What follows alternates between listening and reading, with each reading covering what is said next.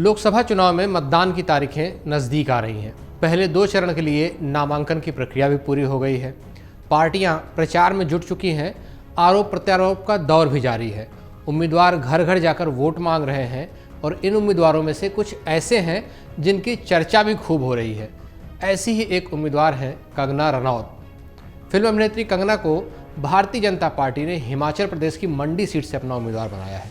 हमारी खास पेशकश सीट का समीकरण में आज इसी मंडी सीट की बात करेंगे। इसके चुनावी इतिहास की बात करेंगे यहाँ से जीते उम्मीदवारों की। पिछले चुनाव में इस सीट पर क्या हुआ था, इस बार कैसे समीकरण है, ये भी जानेंगे। पहले थोड़ा मंडी को जान लेते हैं। हिमाचल प्रदेश के लोकसभा की 4 सीटें आती हैं। इन्हीं में से एक है मंडी की लोकसभा सीट।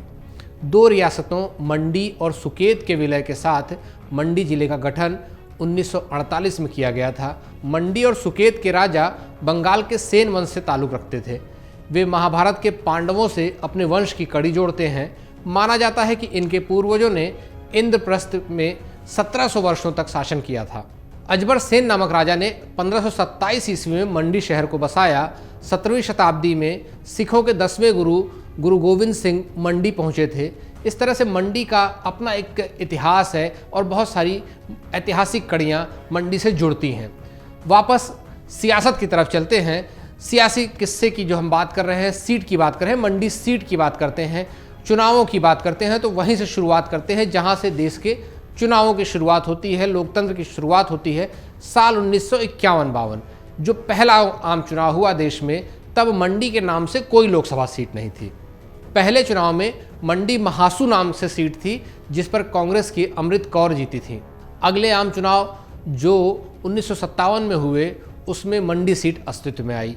इस सीट से कांग्रेस के जोगिंदर सेन जीते। सेन ने निर्दलीय उम्मीदवार आनंद चंद को 24,420 वोट से हराया था। 1962 तीसरा आम चुनाव होता है। इस आम चुनाव में भी कांग्रेस को मंडी से जीत मिलती है। कांग्रेस के ललित सेन यहाँ से जीतते हैं। वो स्वतंत्र पार्टी के उम्मीदवार अंबिका कुमारी को 26,256 मतों से हराते हैं। साल 1967 एक बार फिर लोकसभा का चुनाव होता है। एक बार फिर कांग्रेस की तरफ से ललित सेन उम्मीदवार होते हैं और एक बार फिर ललित सेन को जीत मिलती है। वो निर्दलीय उम्मीदवार आई सिंह को 34,265 वोटों से हरा देते हैं। अब आता है साल 1971। 1970 का वो दशक जहां से मंडी की सियासत में एक बहुत बड़े चेहरे का प्रवेश होता है। ऐसे चेहरे का जो कि मंडी की राजनीति कहें या हिमाचल प्रदेश की राजनीति कहें, उसमें कई दशकों तक वहां की कांग्रेस का पर्याय बना गया। वो चेहरा होते हैं वीरभद्र सिंह। कांग्रेस 1971 के लोकसभा चुनाव में वीरभद्र सिंह को यहां से अपना उम्मीदवार बनाती है। वीरभद्र सिंह बुश शहर से राजा रहे सर पदम सिंह के बेटे थे। 71 के चुनाव में वीरभद्र सिंह मंडी सीट से 89,177 वोट की बड़ी जीत दर्ज करते हैं और वो जिसे हराते हैं वो होते हैं लोक राज पार्टी हिमाचल प्रदेश के उम्मीदवार मंधर लाल, जिन्हें हराकर वीरभद्र सिंह मंडी से पहली बार सांसद बनते हैं। आपातकाल आता है, 1977 आता है। आपातकाल के बाद का चुनाव आता है। कांग्रेस एक बार फिर से वीरभद्र सिंह को यहाँ से उम्मीदवार बनाती है। कांग्रेस को देश की बहुत सारी सीटों पर हार मिलती है और उनमें से एक सीट मंडी भी होती है, यानी वीरभद्र सिंह मंडी से अपना चुनाव हार जाते हैं। यहाँ से भारतीय लोक दल के गंगा सिंह, जो कि कांग्रेस प्रत्याशी को हराते हैं, 35,505 वोट से वो हरा देते हैं। 3 साल बीतते बीतते देश में फिर से चुनाव होते हैं। 1980 का चुनाव, वीरभद्र सिंह एक बार फिर से उम्मीदवार होते हैं और दूसरी तरफ गंगा सिंह भी होते हैं। इस बार नतीजे पलट जाते हैं। गंगा सिंह को वीरभद्र सिंह हरा देते हैं 58,354 वोट से और इस हार का बदला वीरभद्र सिंह लेते हैं और दूसरी बार लोकसभा पहुंचते हैं। साल 1984 आते आते जो 1984 का चुनाव आता है, उसके पहले वीरभद्र सिंह हिमाचल प्रदेश के मुख्यमंत्री बन चुके होते हैं। 1984 के चुनाव में यहाँ से पार्टी सुखराम को अपना उम्मीदवार बनाती है। एक और ऐसा चुनाव जहां पर कि कांग्रेस को सबसे ज़्यादा सफलता मिली थी। सहानुभूति की लहर पर बैठी कांग्रेस एक बहुत बड़ी जीत दर्ज करती है। 400 से ज़्यादा सीटें मिलती हैं और उन सीटों में मंडी सीट भी होती है। सुखराम को यहाँ से जीत मिलती है जनता पार्टी के। मधुकर को वो 1,31,651 वोट के बड़े अंतर से हराते हैं। बाद में यही सुखराम केंद्रीय मंत्री बनते हैं और मंत्री बनने के बाद का एक बहुत ही बड़ा किस्सा, एक बहुत ही बड़ा घोटाला उनके नाम से जुड़ता है, उसकी बात आगे करेंगे। साल आता है 1989, लोकसभा का चुनाव मंडी की राजनीति में एक नया बदलाव लेकर आता है। ये चुनाव यहाँ से पहली बार भाजपा को जीत मिलती है।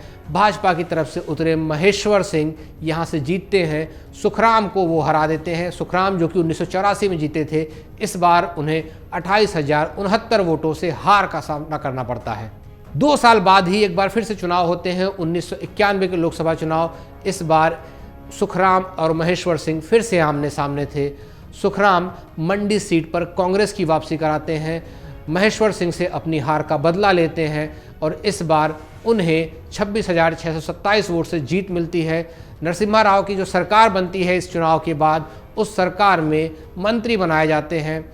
उन्हें संचार राज्य मंत्री का स्वतंत्र प्रभार मिलता है और इसी दौरान एक घोटाले की कहानी शुरू होती है। कहानी शुरू होती है एक ऐसे घोटाले की जिसके बाद जो जांच होती है वो सीबीआई के पास जाती है। जब छापे पड़ते हैं तो एक मंत्री के घर से नोटों के बंडल निकलते हैं और वो अपने आप में वो तस्वीरें बहुत एक लंबे समय तक याद की जाती हैं, इतिहास का हिस्सा बन जाती हैं। करोड़ों रुपए सुखराम के घर से बरामद होते हैं। उनके हिमाचल में जो मंडी में उनका घर होता है वहाँ से भी मिलते हैं और दिल्ली का जो घर होता है वहाँ से भी बहुत सारे पैसे मिलते हैं। ये जो सब कुछ चल रहा होता है, इसी दौरान 1996 का चुनाव होता है। सुखराम मंडी से जीतते हैं, लेकिन इस घोटाले के तार जो कि सुखराम से जुड़े होते हैं एक ऐसी जगह पर लेकर जाते हैं जिससे कि कांग्रेस उन्हें पार्टी से बाहर कर देती है। 1997 आते आते कांग्रेस से बाहर कर दिए जाते हैं सुखराम। 1996 का वो चुनाव जरूर जीते थे। अदन सिंह ठाकुर को उन्होंने 1.5 लाख से ज़्यादा वोटों से हराया था, लेकिन 97 आते आते सुखराम एक नई पार्टी बनाते हैं, हिमाचल विकास कांग्रेस, और इस पार्टी के बैनर तले 1998 का लोकसभा चुनाव सुखराम लड़ते हैं।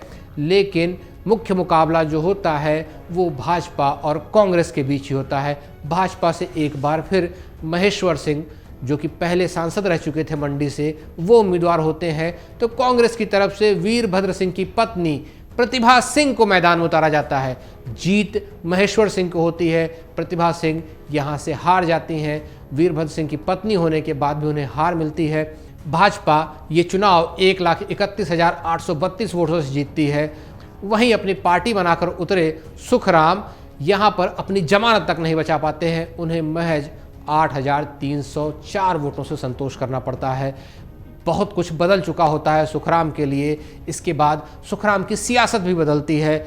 वो जो अगला विधानसभा चुनाव होता है उसमें बीजेपी के साथ गठबंधन करते हैं, वहाँ से कोशिश करते हैं अपनी पार्टी को बड़ा करने की। कुछ सीटें भी मिलती हैं, लेकिन बहुत लंबे समय तक इस पार्टी का अस्तित्व चलता नहीं है। 2004 आते आते सुखराम अपनी पार्टी का विलय कर देते हैं वापस से कांग्रेस में। हालांकि उनके बेटे भाजपा से विधायक बनते हैं, कांग्रेस से भी विधायक बनते हैं। तो इस परिवार का मंडी से एक लंबा संबंध अगर आप देखें तो एक तरफ वीरभद्र सिंह के परिवार का है तो दूसरी तरफ सुखराम के परिवार का भी एक लंबा संबंध है। मंडी जिले से, मंडी लोकसभा सीट से और वहाँ की विधानसभा सीट से भी है और अभी भी उनका परिवार सक्रिय है वहाँ की राजनीति में।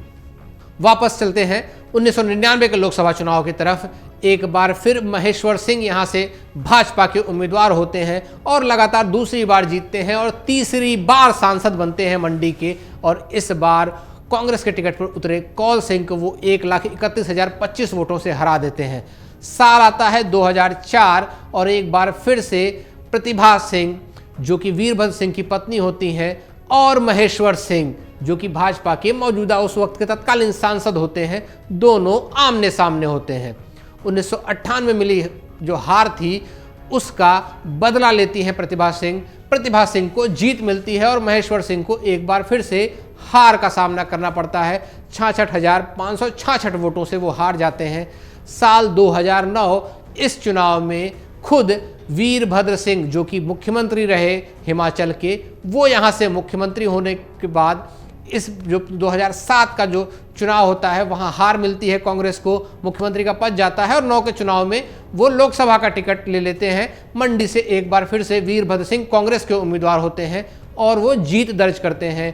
पूर्व सांसद महेश्वर सिंह एक बार फिर यहाँ से लड़े, लेकिन 13,997 वोटों की मामूली अंतर से, या कहें कि एक छोटे अंतर से उन्हें हार का सामना करना पड़ता है। साल 2012 रिवाज कायम रहता है, भाजपा की जगह कांग्रेस को जीत मिलती है। राज्य के चुनावों में, विधानसभा चुनाव में जीत के साथ वीरभद्र सिंह एक बार फिर से मुख्यमंत्री बनते हैं और मुख्यमंत्री बनने के बाद लोकसभा की सदस्यता को वो छोड़ते हैं।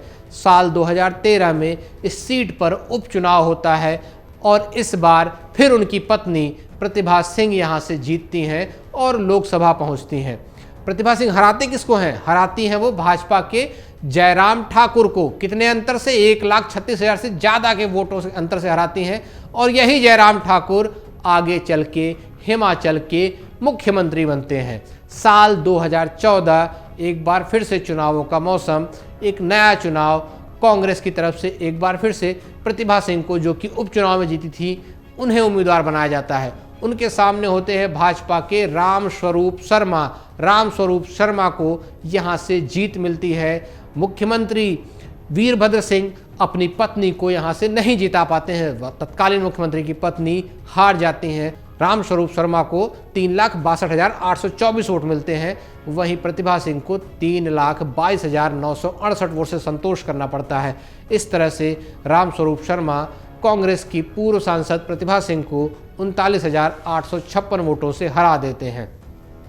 साल 2019 मोदी लहर पर सवार एक बार फिर से रामस्वरूप शर्मा यहाँ से उम्मीदवार बनते हैं और एक बार फिर मंडी सीट से वो जीत दर्ज करते हैं, भाजपा के उम्मीदवार, और इस बार वो हराते हैं कांग्रेस के आश्रय शर्मा को 4,05,459 वोटों के बहुत बड़े अंतर से। ये मंडी के चुनावी इतिहास की सबसे बड़ी जीत होती है।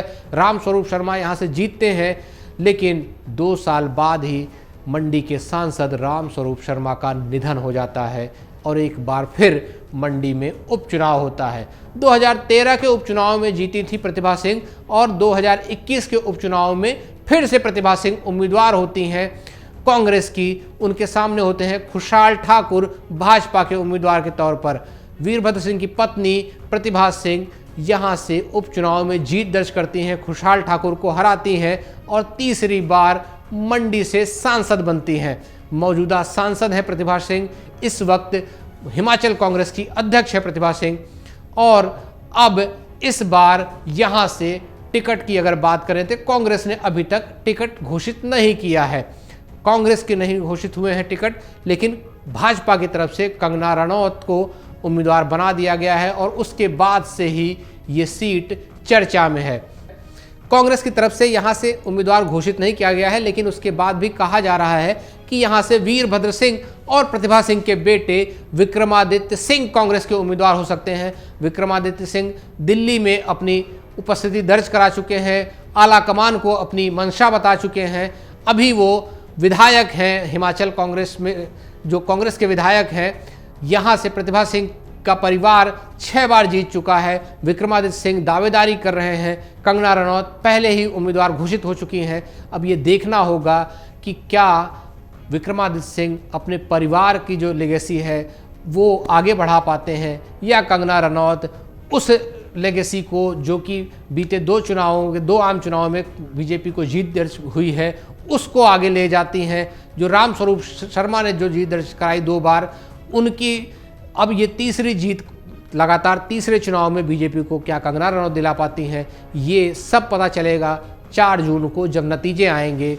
और सबसे तेज नतीजे और सबसे सटीक नतीजे जो देखने हों वो आपको amarujala.com पर दिखाई देंगे। और इसी तरह लगातार हम आपको नई नई सीटों के बारे में, वहाँ के सियासी इतिहास और उसके समीकरणों के बारे में बताते रहेंगे। तब तक आप देखते रहिए amarujala.com। अगर आप ये वीडियो YouTube पर देख रहे हैं तो हमारे चैनल को सब्सक्राइब करें और बेल आइकन को दबाना ना भूलें। अगर आप Facebook पर ये वीडियो देख रहे हैं तो हमारे पेज को लाइक करें।